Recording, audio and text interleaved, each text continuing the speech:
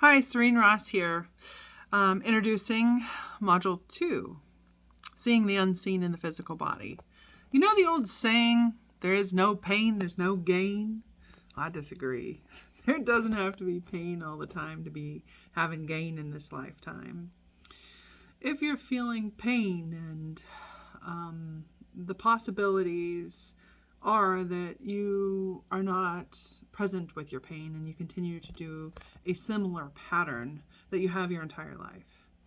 One of the examples that I share in physical pain, as I am an acupuncturist, most know this, but I work with a lot of pain, and that's how I entered into acupuncture.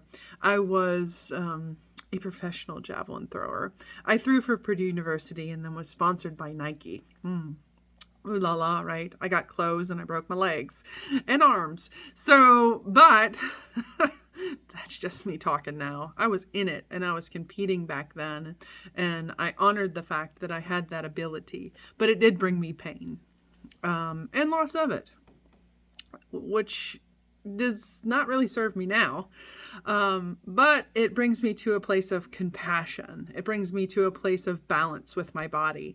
It brings me to a place of understanding on a deeper level what society goes through and how much we are the word incongruent. The incongruence of one's self to push another entity or physical self to break and not have any acknowledgement over that. But I decided to break that pattern. And as I broke the physical pattern of beating myself up to try to get to the Olympics, I stopped breaking and having surgeries.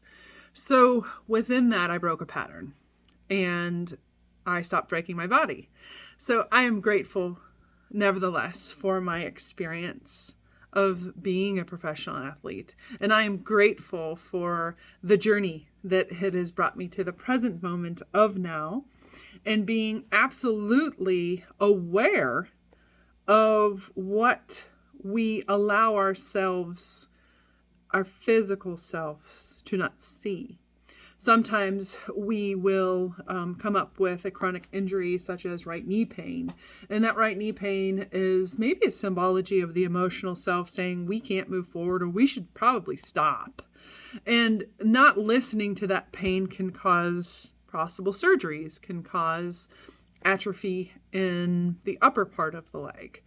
But it is in our utmost importance to observe and to witness these pains in our body and to discontinue possibly the patterns that have caused pain your entire life.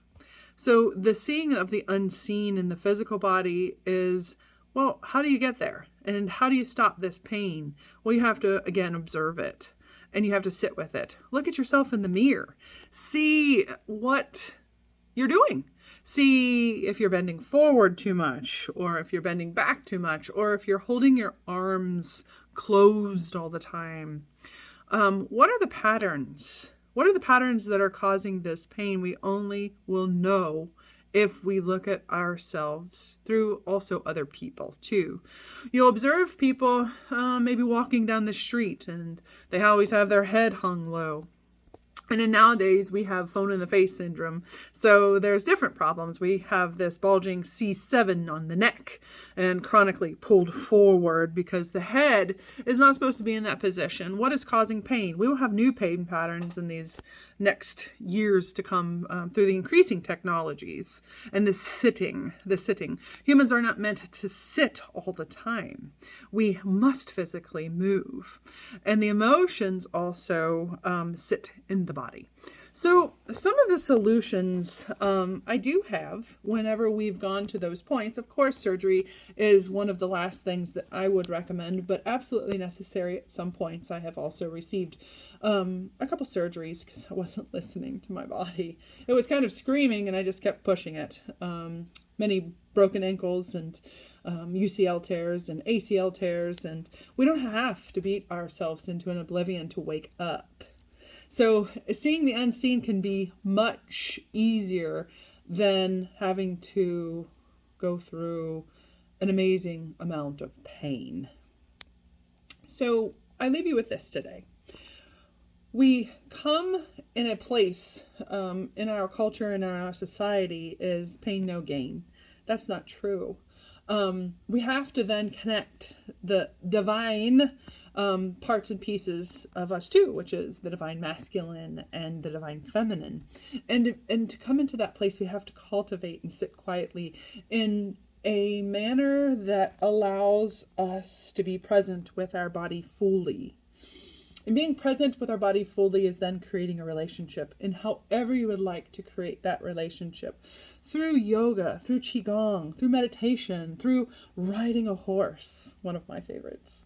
So I allow and give people the opportunity to find their way. And what happens then is when they find their way, they find joy. And they start to enjoy life, and maybe they'll be going to walk in the woods a little bit more or to sing a little bit more. Things will shift. Things will start to heal. And you'll be able to see patterns shift of knee pain just disappearing, or back pain that you've had for, say, 15 to 20 years, gone. We also want to look at basically empathic aspects of pain. People will pick up other people's pain patterns. And what does that mean? Is this my pain or is this not my pain? I was walking into a room and my head didn't hurt. But then I was sitting next to this lady, for example, and she says, "Oh, ma'am, I have a headache." And we have to ask ourselves, oh, did I have a headache before I walked into the room? No headache. So what is mine? What is yours?